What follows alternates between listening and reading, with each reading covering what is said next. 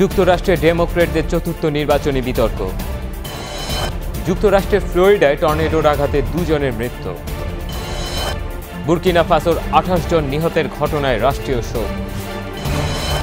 কর্মবিরতির প্রত্যাহারে প্রধানমন্ত্রী শেখ হাসিনার কথায় আশ্বস্ত বিশ্ববিদ্যালয় শিক্ষকরা। টেস্ট বোলিং র্যাঙ্কিংয়ে 1 নম্বরে স্টুয়ার্ট ব্রড। আসসালামু আলাইকুম।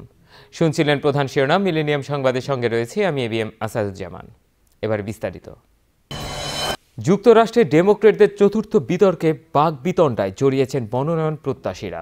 রোববারের এই বিতর্কে অস্ত্র আইন, স্বাস্থ্য সুবিধা ও শেয়ার বাজারে বিনিয়োগকারীদের থেকে অর্থ সুবিধা নেয়ার বিষয়ে বিতর্কে জড়ান হিলারি ক্লিন্টন ও বার্নি স্যান্ডার্স।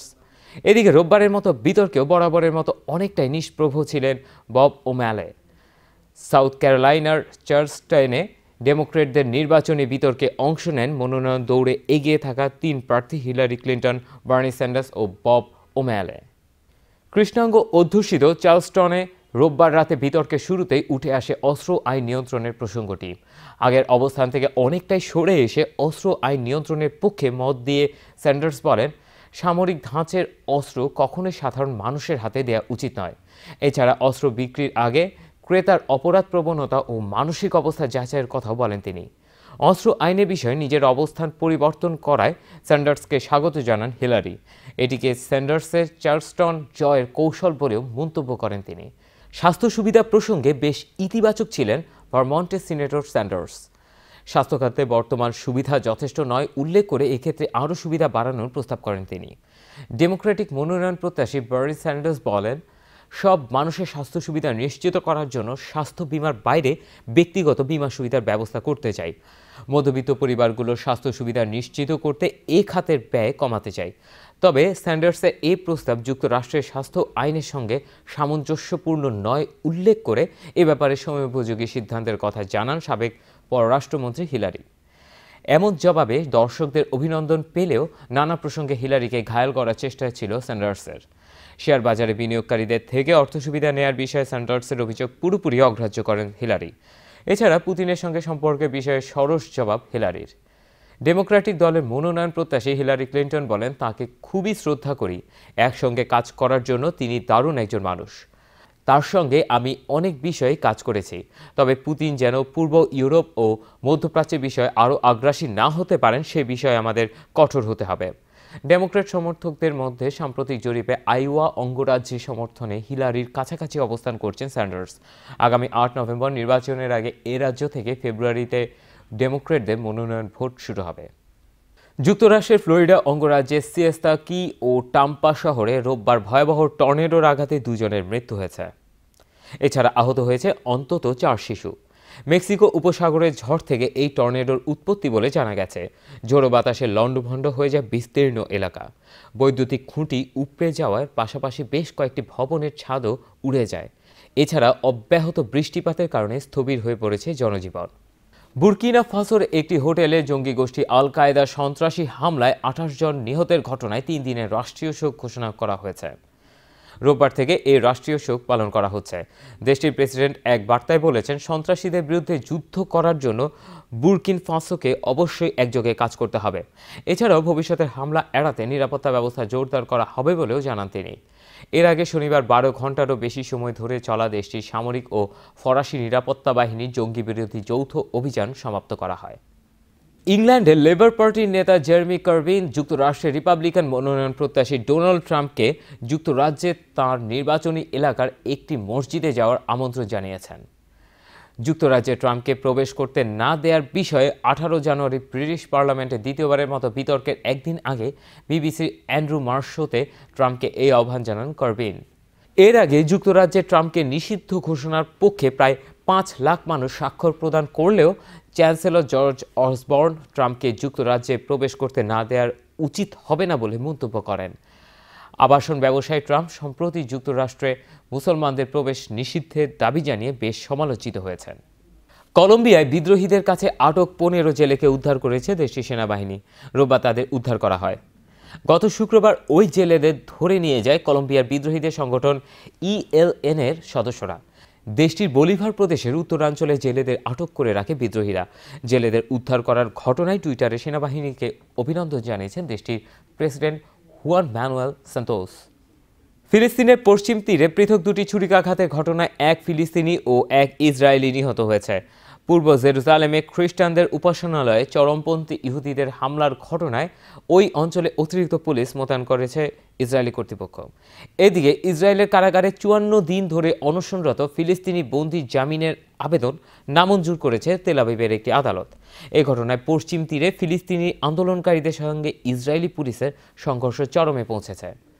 রোববার পশ্চিম তীরে ইসরায়েলি কারাগারে আটক ফিলিস্তিনের সাংবাদিক মাহমুদ আল কোয়েকের মুক্তির দাবিতে বিক্ষোভ সমাবেশে অংশ নেয় ফিলিস্তিনিরা। 33 বছর বয়সী মাহমুদ প্রায় 54 দিন ধরে ইসরায়েলি কারাগারে অনশন করছিলেন। রোববার তার অবস্থার অবনতি হলে তাকে হাসপাতালে স্থানান্তর করে ইসরায়েলি বাহিনী।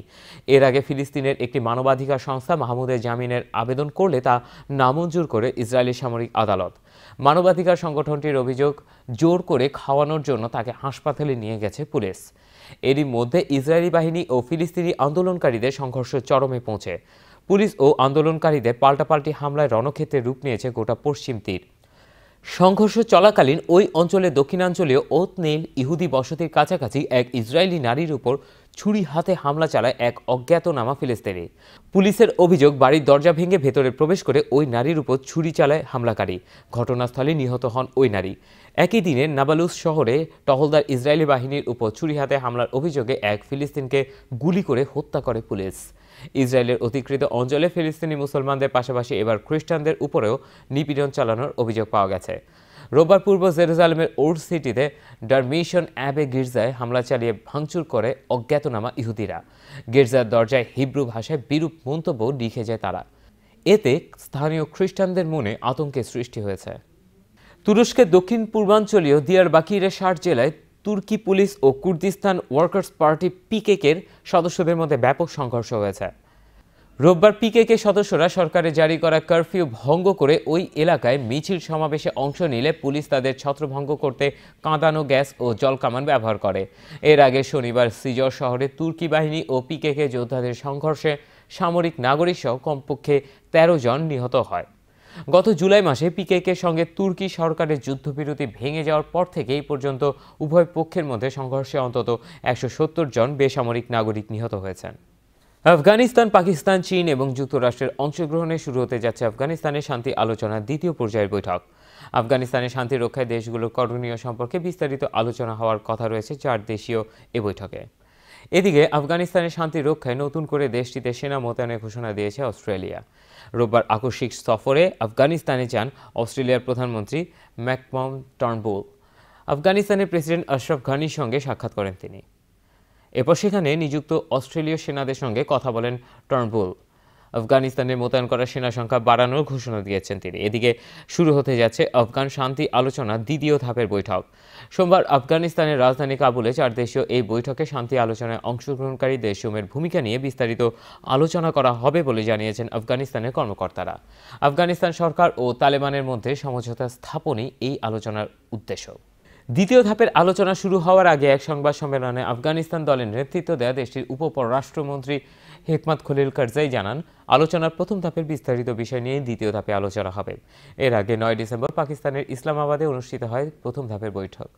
সেই বৈঠকে দুটি সিদ্ধান্ত হয়। প্রথমত, আফগানিস্তানে শান্তি ফিরিয়ে আনতে রাজনৈতিক আলোচনার প্রয়োজন এবং দ্বিতীয়ত, আফগান সরকার ও তালেবানদের মধ্যে সমঝোতার জন্য পাকিস্তান, আফগানিস্তান, যুক্তরাষ্ট্র ও চীনকে সহযোগিতামূলক মনোভাব নিয়ে কাজ করতে হবে। এদিকে দ্বিতীয় পর্যায়ে শান্তি আলোচনা শুরুর একদিন আগে কাবুলে ইতালীয় দূতাবাসের কাছে রকেট হামলার ঘটনা ঘটে।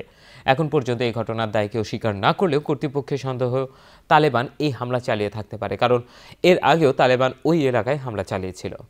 ইয়েমেনের বন্দর নগরী এডেনে আত্মঘাতী বোমা হামলায় 4 জন নিহত ও বেশ কয়েকজন আহত হয়েছে। এদিকে দেশটির তাইস শহরে গত 5 মাসের মধ্যে প্রথমবারের মতো ত্রাণ সরবরাহ করা হয়েছে। রোববার বন্দরনগরী এডেনে ওই অঞ্চলের নিরাপত্তা বাহিনীর পরিচালকের বাসভবনের সামনে আত্মঘাতী বোমা হামলা চালানো হয়। এতে নিহত হয় ভবনের 4 জন নিরাপত্তারক্ষী। এদিকে অনুমোদন পাওয়ার পর রোববার ইয়েমেনের যুদ্ধবিধ্বস্ত তাইস শহরে প্রয়োজনীয় ঔষধবাহী 2টি ট্রাক পাঠিয়েছে আন্তর্জাতিক মেডিকেল দাতব্য সংস্থা মেডিসিন সান ফ্রন্টিয়ার MSF। ইয়েমেনে গত 9 মাসে যুদ্ধ ও বিমান হামলার ঘটনায় অন্তত 6,000 মানুষ নিহত হয়েছে। জাতিসংঘের জরিপ অনুযায়ী যাদের মধ্যে অর্ধেকই বেসামরিক নাগরিক। ইরাকের বাগদাদ থেকে যুক্তরাষ্ট্রের 3 সেনা সদস্যকে অপহরণ করা হয়েছে বলে জানিয়েছে মার্কিন কর্মকর্তারা। রোববার প্রকাশিত বিবৃতিতে ইরাকে মার্কিন দূতাবাসের এক মুখপাত্র জানান, অপহৃত সৈন্যদের উদ্ধার করতে ইরাক কর্তৃপক্ষের সঙ্গে নিয়ে কাজ করছে যুক্তরাষ্ট্র। এর আগে শুক্রবার তাদের অপহরণ করা হয় বলে আন্তর্জাতিক গণমাধ্যমে জানা গেছে। তবে অপহৃতদের পরিচয় এবং তারা কি প্রয়োজনে ইরাকে গিয়েছিল তা জানায়নি দূতাবাস কর্তৃপক্ষ। এবার মিলেনিয়াম বাংলাদেশ প্রসঙ্গ।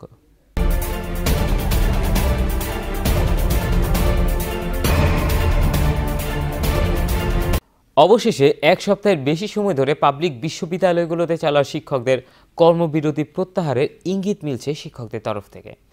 সোমবার সন্ধ্যায় বিভিন্ন পেশাজীবীদের সম্মানে গণভবনে আয়োজিত চা চক্রের এক ফাঁকে প্রধানমন্ত্রী শেখ হাসিনার সঙ্গে শিক্ষক ফেডারেশনের প্রতিনিধিদের বৈঠকের পর সমিতির সভাপতি জানান, সমিতিতে সাধারণ সভা করে পরবর্তী করণীয় ঠিক করবেন তারা। অন্যদিকে প্রধানমন্ত্রীর প্রেস সচিব ব্রিফিংয়ে জানান, বৈঠকে প্রধানমন্ত্রী শিক্ষকদের জানিয়েছেন তাদের দাবি দেওয়া যথাযথভাবে পর্যালোচনা করা হবে। অষ্টম বেতন কাঠামোতে বিশ্ববিদ্যালয়ের শিক্ষকদের সিলেকশন গ্রেডে বৈষম্য থাকার অভিযোগ তুলে 11 ডিসেম্বর থেকে কর্মবিরতির ঘোষণা আসে বাংলাদেশ শিক্ষক সমিতি ফেডারেশনের পক্ষ থেকে। ফলে বন্ধ হয়ে যায় পাঠদান কর্মসূচি, তালা ঝুলতে থাকে শ্রেণীকক্ষে। অবশেষে সোমবার সন্ধ্যায় বিশ্ববিদ্যালয়গুলোর অচলাবস্থা নিরসনে কিছুটা এগিয়েছে শিক্ষক ফেডারেশন ও সরকার দুপক্ষই। গণভবনে আয়োজিত চা চক্রের এক ফাঁকে প্রধানমন্ত্রীর সাথে বৈঠকে বসেন শিক্ষক নেতাদের 8 সদস্যের প্রতিনিধি দল। প্রায় 1.5 ঘন্টা ব্যাপ্তির ওই বৈঠকে উপস্থিত ছিলেন প্রধানমন্ত্রীর মুখ্য সচিব, জনপ্রশাসন, শিক্ষা ও অর্থ সচিব সহ ঊর্ধ্বতন কর্মকর্তারা। বৈঠক শেষে প্রধানমন্ত্রীর প্রেস সচিব সাংবাদিকদের জানান, শিক্ষকদের গ্রেড বৈষম্যের ব্যাপারে যথাযথ পর্যালোচনার আশ্বাস দিয়েছেন প্রধানমন্ত্রী।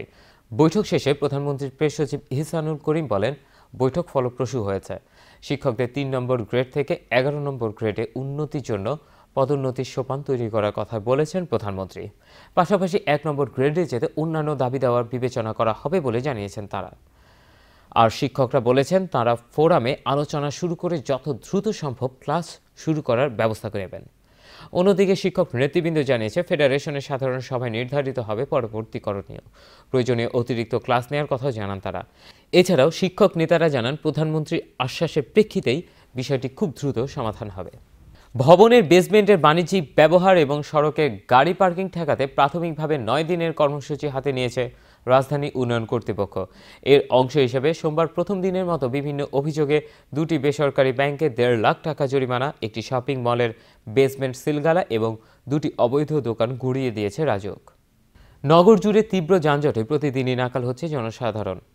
বিশেষজ্ঞরা এই যানজটের অন্যতম কারণ হিসেবে সড়কে অবৈধ কার পার্কিং এবং আবাসিক এবং বাণিজ্যিক ভবনের পার্কিং কোড অমান্যকে দায়ী করেছেন। আর তাই রাজধানীর উন্নয়ন কর্তৃপক্ষ অবৈধ পার্কিং ঠেকাতে হাতে নিয়েছে 9 দিনের ক্র্যাশ কর্মসূচি। প্রথম দিনে ধানমন্ডি সিটি কলেজ এলাকা থেকে শুরু হয়ে এই অভিযান 27 নম্বরে গিয়ে শেষ হয়। এ সময় বিভিন্ন অভিযোগে 2টি প্রতিষ্ঠানকে জরিমানা, একটি শপিং মলের বেসমেন্ট সিলগালা এবং 2টি অবৈধ দোকান গুঁড়িয়ে দিয়েছে রাজউক। উচ্ছেদের পর ভবনগুলো যাতে আবার দখল না হয় তারও তদারকি করবে রাজউক। 9 দিনের এই অভিযানে সিটি কর্পোরেশন সহ সরকারি বিভিন্ন সেবা প্রতিষ্ঠান স্ব অবৈধ সংযোগ বিচ্ছিন্নকরণ কার্যক্রম পরিচালনা করবে। ব্যাংক কর্মকর্তা গোলাম রাব্বিকে নির্যাতনকারী মোহাম্মদপুর থানার এসআই মাসুদ শিকদারকে অপরাধী বলে মন্তব্য করেছে হাইকোর্ট। একই সাথে তাকে স্থায়ী চাকরিচ্যুত করা উচিত বলেও মন্তব্য করে আদালত।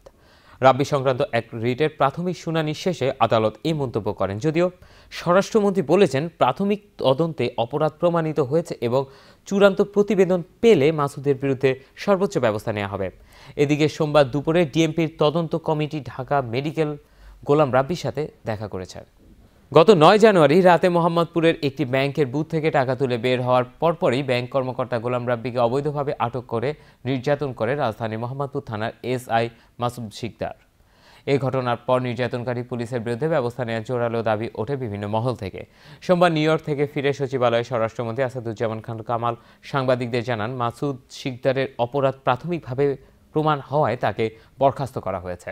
চূড়ান্ত তদন্ত শেষে সর্বোচ্চ ব্যবস্থা নেওয়া হবে বলে জানান তিনি। এদিকে ব্যাংক কর্মকর্তা গোলাম রাব্বির সঙ্গে দেখা করেছেন ডিএমপি তদন্ত কমিটির সদস্যরা। দুপুরে ঢাকা মেডিকেল কলেজ হাসপাতালে দেখা করে তদন্ত দল সাংবাদিকদের জানান, সুষ্ঠু তদন্তের স্বার্থেই এই সাক্ষাৎ। যদিও হাইকোর্ট রাব্বি সংক্রান্ত এক রিটের শুনানি শেষে এসআই মাসুদকে অপরাধী হিসেবে মন্তব্য করেছেন। একই সাথে রাব্বির লিখিত অভিযোগে মামলা হিসেবে গ্রহণে থানা পুলিশকে নির্দেশ দিয়েছেন আদালত। অন্যদিকে ঢাকা দক্ষিণ সিটি কর্পোরেশনের কর্মকর্তা বিকাশ চন্দ্র দাসকে নির্যাতনকারী পুলিশ সদস্যদের বিরুদ্ধে 3 দিনের মধ্যে ব্যবস্থা না নেওয়া হলে শহরের পরিচ্ছন্নতা সহ অন্যান্য সেবামূলক কাজ বন্ধ করে দেওয়ার ঘোষণা দিয়েছে শ্রমিক কর্মচারী সমন্বয় পরিষদ।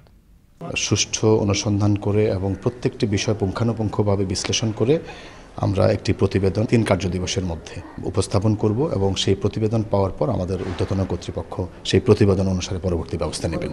মাননীয় আদালত বলেছে সে একটা ক্রিমিনাল, সে যে অপরাধ করেছে তার বিরুদ্ধে প্রথমে এফআইআর হচ্ছিল, 9 দিনই কেন এফআইআর করা হয়নি। মাননীয় আদালত মন্তব্য করেছে বরখাস্ত ইজ নট এনাফ, আরও অনেক বেশি কিছু করা উচিত। মিলেনিয়াম সমগ্র বাংলাদেশকে কারাগারে পরিণত করা হয়েছে বলে অভিযোগ করেছেন বিএনপি ভারপ্রাপ্ত মহাসচিব মির্জা ফখরুল ইসলাম আলমগীর। এখন দেশে গণতন্ত্র নির্বাসিত মন্তব্য করে তিনি শৃঙ্খলিত অবস্থা থেকে উত্তরণে দলীয় নেতাকর্মীদের আহ্বান জানান। প্রয়াত সাবেক রাষ্ট্রপতি জিয়াউর রহমানের ৮০তম জন্মবার্ষিকী উপলক্ষে রোববার সন্ধ্যায় ঢাকার ইঞ্জিনিয়ার্স ইনস্টিটিউট মিলনায়তনে আলোচনা সভায় তিনি এসব কথা বলেন। মির্জা ফখরুল ইসলাম বলেন, গণতন্ত্র নির্বাসিত, গণতন্ত্র হরণ করা হয়েছে। এমন কোনো নেতাকর্মী নেই যাকে জেলে যেতে হয়নি। মানুষ কারাগারে যাওয়ার জন্য যুদ্ধ করেনি, পিছু হটার সময় নেই। মানুষের জন্য সামনের দিকে এগিয়ে যেতে হবে, গণতন্ত্র উদ্ধার করতেই হবে। তিনি বলেন, জিয়াউর রহমান আমাদের নতুন করে বিশ্ব দরবারে পরিচিত করেছিলেন। তিনি গোটা জাতিকে একত্রিত করে জাতীয় ঐক্য সৃষ্টি করেন। শুধু রাজনীতিবিদ হিসেবেই নয়, তাঁর কাজকে সামনে নিয়ে যেয়ে দেশকে এগিয়ে নিয়ে যেতে হবে। তিনি ছিলেন এক মহানায়ক। বিএনপির ভারপ্রাপ্ত মহাসচিব মির্জা ফখরুল ইসলাম আলমগীর বলেছেন, ঐক্যবদ্ধভাবে আন্দোলনের মাধ্যমে সামনে এগিয়ে দাবি আদায় করতে হবে। ডক্টর খন্দকার মোশাররফ হোসেন বলেন, এক ব্যক্তির মধ্যে 4টি সফল জীবন রয়েছে, আর তিনি হলেন জিয়াউর রহমান। প্রথমত সৈনিক জীবন, তিনি দেশের জন্য যুদ্ধ করেন। দ্বিতীয়ত সফলভাবে মুক্তিযুদ্ধ করেছেন। তৃতীয়ত তিনি সফল রাষ্ট্রপতি ছিলেন। এখন দেখবেন বিভিন্ন প্রতিনিধিদের পাঠানো সংবাদ।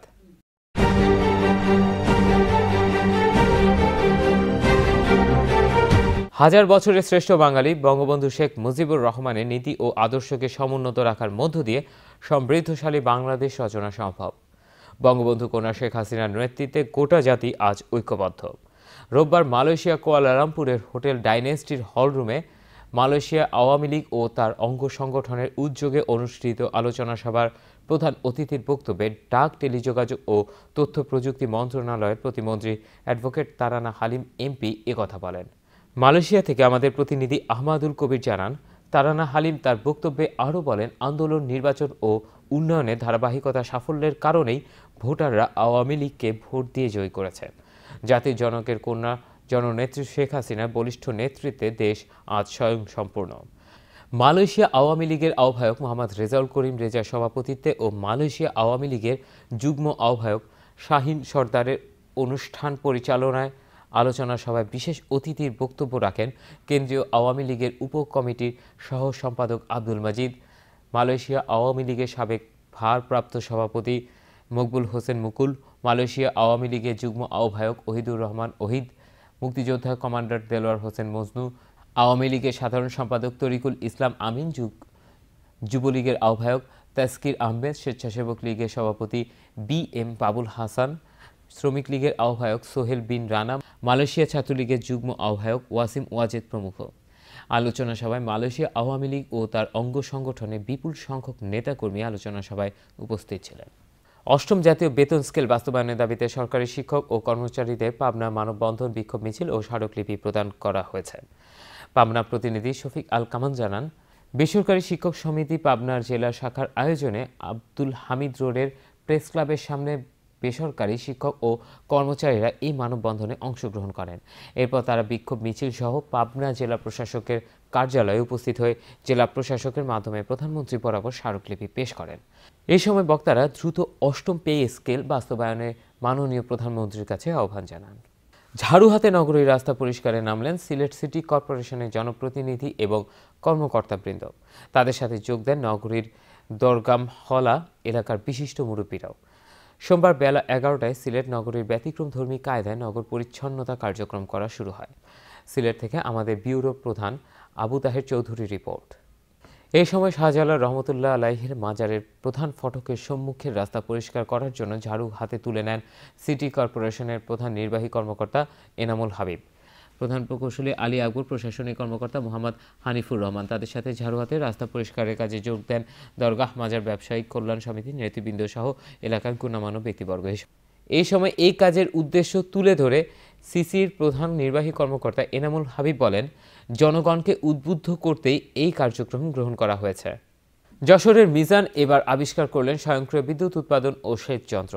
এই স্বয়ংক্রিয় আবিষ্কারটি তেল মোবিল ছাড়াই উৎপাদন করবে বিদ্যুৎ, চলবে সেচ পাম্পও।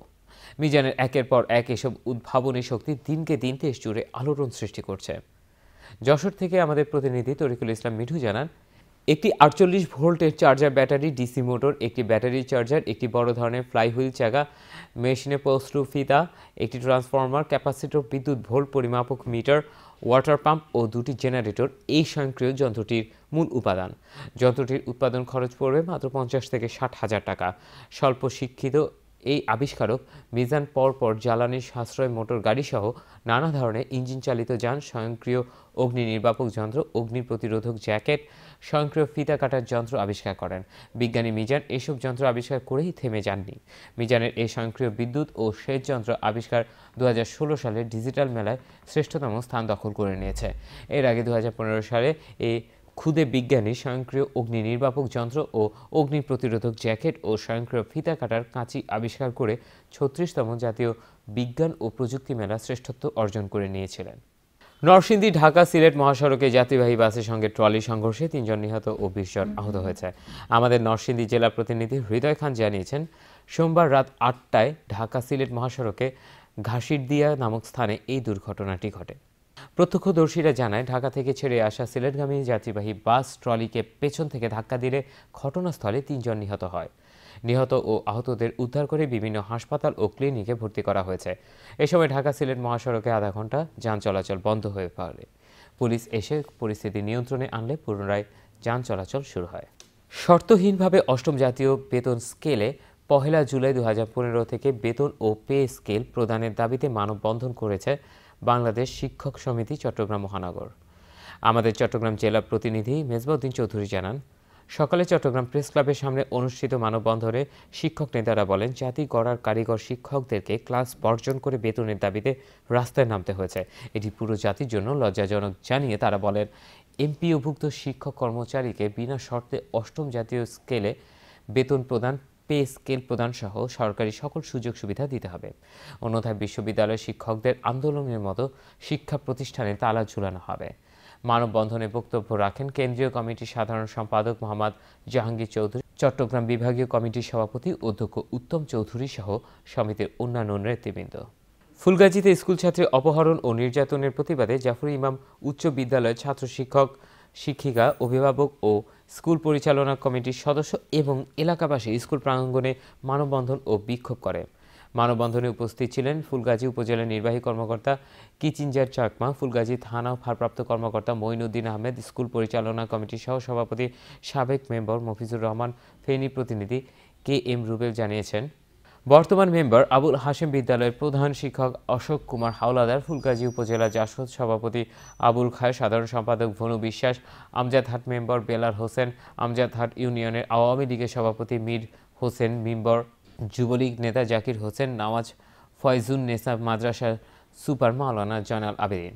নির্বাহী অফিসার কিচিঞ্জার চাকমা বলেন, অপহরণ ও নির্যাতনকারী একজনকে গ্রেপ্তার করা হয়েছে।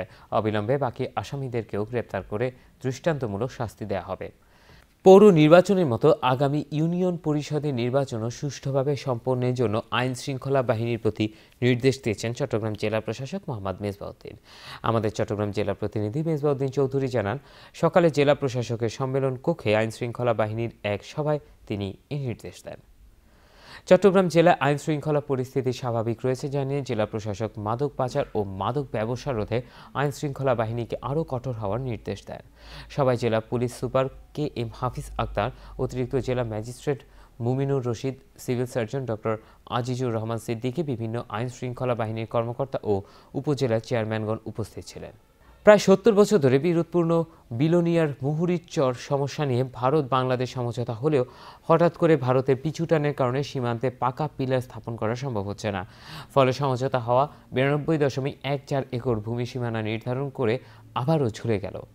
ফেনীর প্রতিনিধি কে এম রুবেল জানিয়েছেন, ২০১৪ সালের ১৫ জানুয়ারি থেকে ১৮ জানুয়ারি পর্যন্ত উভয় দেশের জরিপে বিভাগের বিজিবি ও বিএসএফ এর সহযোগিতায় যৌথ জরিপ কার্যক্রম পরিচালনা করেন। সীমান্তের প্রধান পিলার ২১৫৯ থেকে ৪৮ এস পিলার পর্যন্ত এই জরিপ পরিচালিত হয়। যৌথ জরিপ দল সীমানা নির্ধারণ করে সাময়িকভাবে ৪৪টি কাঠের সাব পিলার স্থাপন করে। পরবর্তীতে এসব পিলারের পরিবর্তে পাকা পিলার স্থাপনের সিদ্ধান্ত নিয়ে চুক্তিপত্র স্বাক্ষর করে দুদেশের জরিপ দল। যৌথ এই জরিপের পর মুহুরীর চরের ৭১.৯৪ একর ভূমির মালিকানা ফিরে পায় বাংলাদেশ। এদিকে ভারত পায় ২০.২০ একর ভূমি। এদিকে জরিপের ফলে চিহ্নিত হওয়া বাংলাদেশের মালিকানাভুক্ত ৭১.৯৪ একর ভূমির সীমানা নির্ধারণকারী ৪৪টি কাঠের সাব পিলারের স্থলে পাকা পিলার স্থাপনের চেষ্টা করা হলে আপত্তি জানায় ভারত। দ্রুত সীমান্তে পাকা পিলার স্থাপনের দাবি জানায় বাংলাদেশ। সিলেটের আনন্দবাজার সংলগ্ন পূর্ব বুধিগাঁও বেসরকারি প্রাথমিক বিদ্যালয়ে দুর্ভোগের শেষ নেই। যে কোনো সময় শিক্ষার আলো থেকে বঞ্চিত হতে পারে শতাধিক কোমলমতি ছাত্রছাত্রীদের ভবিষ্যৎ জীবন। হাওর অঞ্চলে শতাধিক শিশুর শিক্ষার আলো থেকে বঞ্চিত হওয়ার আশঙ্কা রয়েছে। সিলেটের জৈন্তাপুর প্রতিনিধি এস এম রাজু জানিয়েছেন, এলাকার লোকমান হোসেন, শুকুর আলী, ওয়াহেদ আলী ৩৩% ভূমি বিদ্যালয়ের জন্য দান করেন। সংশ্লিষ্ট ভূমিতে ২০০৯ সালে friends in village development Bangladesh Netherlands সরকারের অর্থায়নে ৯,৪৮,৫৮১ টাকা ব্যয়ে নির্মাণ করা হয় বিদ্যালয়টি। এফআইভিডিবির সহযোগিতায় বিদ্যালয়টি ৫ বছর শিক্ষাদান কর্মসূচি চলে। পরবর্তীতে অর্থাৎ ২০১৪ সালে এফআইভিডিবি বিদ্যালয়টি পরিত্যক্ত ঘোষণা করে ছাড়পত্র প্রদান করে। এরপর থেকে বিদ্যালয়ে শিক্ষাদান কার্যক্রম বন্ধ হয়ে যায়। বিদ্যালয়ে শতাধিক কোমলমতি ছাত্রছাত্রীদের ভবিষ্যৎ জীবন মান উন্নয়নের কথা চিন্তা করে বিদ্যালয়টি সরকারি গেজেটভুক্ত করার জন্য মাননীয় শিক্ষামন্ত্রী সুদৃষ্টি কামনা করেন এলাকাবাসী। রংপুর মহানগর জাতীয় পার্টির সদস্য সচিব এস এম ইয়াসির হোসেনের উপর সন্ত্রাসী হামলা ও জাতীয় ছাত্র সমাজের সাবেক আহ্বায়ক সৈয়দ মিজানুর রহমান হিমুকে নৃশংসভাবে হত্যার প্রতিবাদে জড়িতদের গ্রেপ্তার ও বিচারের দাবিতে সাতক্ষীরায় মানববন্ধন কর্মসূচি পালন করা হয়েছে। সাতক্ষীরার প্রতিনিধি আলতাফ হোসেন বাবু জানিয়েছেন, জেলা ছাত্র সমাজের উদ্যোগে সোমবার বেলা ১২টায় সাতক্ষীরা প্রেস ক্লাবের সামনে সাতক্ষীরা আশাশুনি সড়কে উক্ত মানববন্ধন অনুষ্ঠিত হয়। জেলা জাতীয় পার্টির ক্রীড়া সম্পাদক বদরুজ্জামান বদুর সভাপতিত্বে অনুষ্ঠিত মানববন্ধনে বক্তব্য রাখেন সাতক্ষীরা জেলা জাতীয় পার্টির যুগ্ম সাধারণ সম্পাদক খলিলুর রহমান, মুক্তিযুদ্ধ প্রজন্ম পার্টির কেন্দ্রীয় কমিটির যুগ্ম সাধারণ সম্পাদক রাজিবুল্লাহ রাজু প্রমুখ। মানববন্ধনে বক্তারা রংপুর মহানগর জাতীয় পার্টির সদস্য সচিব এস এম ইয়াসির হোসেনের উপর সন্ত্রাসী হামলা এবং জাতীয় ছাত্র সমাজের সাবেক আহ্বায়ক সৈয়দ মিজানুর রহমান হিমুকে নৃশংসভাবে হত্যার তীব্র নিন্দা ও প্রতিবাদ জানিয়ে বলেন, জড়িতদের দ্রুত গ্রেপ্তার করে তাদের বিচার করতে হবে। বান্দরবান পার্বত্য জেলাসহ ৩ পার্বত্য জেলায় পার্বত্য চট্টগ্রাম শান্তি চুক্তি যথাযথ ও দ্রুত বাস্তবায়ন এবং সমতলে অধিবাসীদের জন্য ভূমি কমিশন গঠনের দাবিতে মানববন্ধন করা হয়। বান্দরবান থেকে বিপ্লব চাকমা জানিয়েছেন, এই মানববন্ধন আয়োজন করে পার্বত্য চট্টগ্রাম নাগরিক কমিটি, সিএইচটি, হেডম্যান নেটওয়ার্ক ও আদিবাসী ফোরাম। সোমবার সকাল ১০টা থেকে ১১টা পর্যন্ত জেলা সদরসহ চিম্বক, লামা ও নাইক্ষ্যংছড়ি, ঘুমধুম সীমান্ত পর্যন্ত বিভিন্ন সড়কে এই মানববন্ধন করা হয়েছে। পার্বত্য অঞ্চলের বিভিন্ন আদিবাসী জনগোষ্ঠী এই মানববন্ধন কর্মসূচিতে অংশগ্রহণ করেন। এবার দেখুন মিলেনিয়াম বাণিজ্য সংবাদ।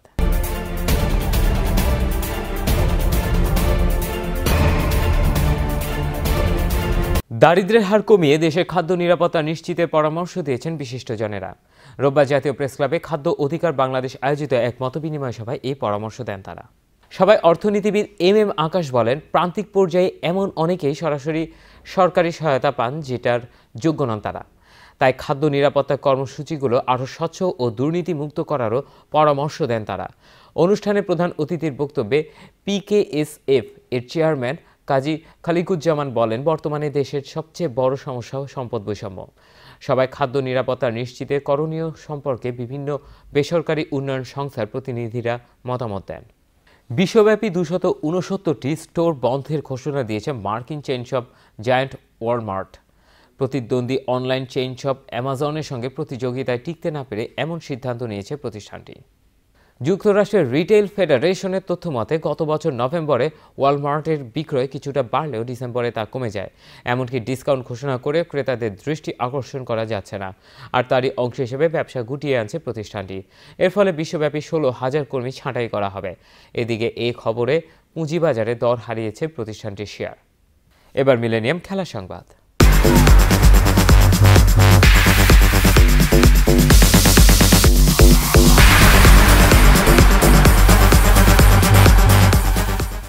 দক্ষিণ আফ্রিকার বিপক্ষে দুর্ধর্ষ স্পেলের পর টেস্ট বোলিং র্যাঙ্কিংয়ে 1 নম্বর স্থানে জায়গা করে নিয়েছে স্টুয়ার্ট ব্রড। ইংলিশ দলে আরও সুখবর, জো রুট উঠে এসেছেন টেস্ট ব্যাটসম্যানদের তালিকার 2য় স্থানে। জোহানেসবার্গ টেস্ট শেষে আইসিসি প্রকাশিত র্যাঙ্কিংয়ে এই রদবদল হয়। প্রোটিয়া টেস্ট ব্যাটিং লাইন আপের 1 থেকে 6 নম্বর ব্যাটসম্যানকে একাই বধ করেন স্টুয়ার্ট ব্রড, তাও আবার দক্ষিণ আফ্রিকারই মাটিতে। বিশ্বসেরা আমলা ভিলিয়ার্সদের নাস্তানাবুদ করে র্যাঙ্কিংয়ে প্রথম স্থানে উঠে এসেছেন এই ইংলিশ পেসার। টেস্টের নম্বর 1 পজিশনে স্টিভ হার্মিসনের পর তিনিই প্রথম ইংলিশ বোলার। আর উইলিয়ামসন ভিলিয়ার্সকে টপকে ব্যাটিংয়ে সেরা 10-এর 2য় স্থানে জায়গা করে নিয়েছেন জো রুট। আর সেরা টেস্ট দলেও আসছে রদবদল। দক্ষিণ আফ্রিকার 1 নম্বর জায়গাটি এবার যাবে ভারতের দখলে। গত বছর থেকে টেস্টে খুব খারাপ খেলার খেসারত এবার দিতে হচ্ছে প্রোটিয়াদের। বঙ্গবন্ধু গোল্ড কাপের সেমিফাইনাল থেকে বিদায় নিল বাংলাদেশ। তীব্র প্রতিদ্বন্দ্বিতাপূর্ণ ম্যাচে বাহরাইনের কাছে 1-0 গোলে হেরেছে মারুফুল হকের দল। আর দারুণ জয়ে ফাইনালে উঠল বাহরাইন। সাফের ব্যর্থতা ভুলে বঙ্গবন্ধু গোল্ড কাপে ঘুরে দাঁড়াতে চেয়েছিল বাংলাদেশ। সেমিফাইনালে তাই শুরু থেকে গোলের জন্য মরিয়া হয়েছিল মামুনুল রনিরা। 17 মিনিটে এগিয়ে যাওয়ার সুযোগ পেয়েছিল স্বাগতিকরা, কিন্তু গোল করতে ব্যর্থ হয়েছেন সাখাওয়াত রনি। এরপর আরও কয়েকটি ভালো সুযোগ পেলেও সেগুলোকে কাজে লাগাতে পারেননি স্বাগতিক ফরোয়ার্ডরা।